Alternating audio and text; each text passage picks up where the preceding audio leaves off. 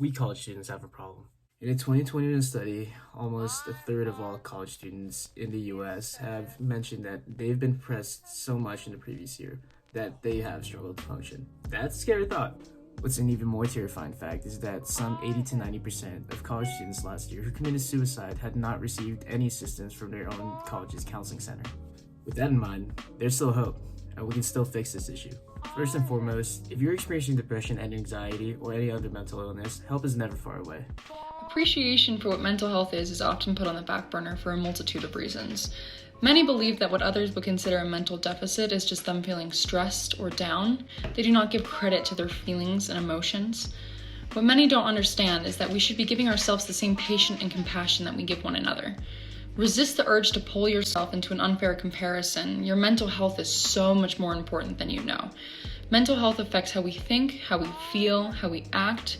It's how we cope with life. Mental illness affects about 19% of the adult population and a whopping 46% of teenagers every year. Only about half of those infected individuals receive treatment.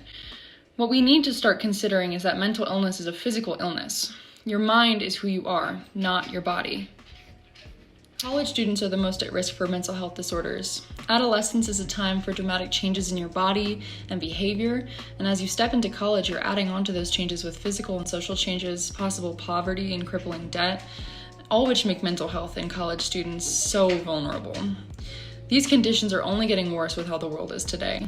There has been a steady increase in this demographic, about 13% in the last year, if you could believe that. 13% in a year. These conditions are not going away. We just need to find a better way to cope with them.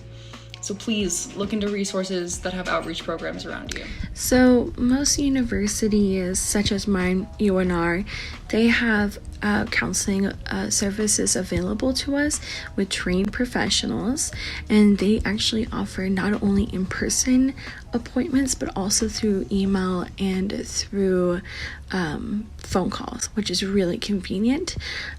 Also, most colleges have a mental health club, and usually their focuses are like on awareness, action, and prevention, so you could always join one of those as well. If you have health insurance through your parents or work or even Medicaid, you can get counseling. If you don't have insurance or you don't feel like dealing with insurance, you can always go to your university's counseling services, and most often it's included in your tuition price-wise, so you usually don't have to pay anything in the time of use, which is really nice. Usually you can get information on counseling by digging into their website, calling the main line, or even speaking with a professor. If counseling services at your school aren't able to provide the care that you need, they often have external resources that are available in the surrounding community. Here's a quiz to test if you're struggling with mental health.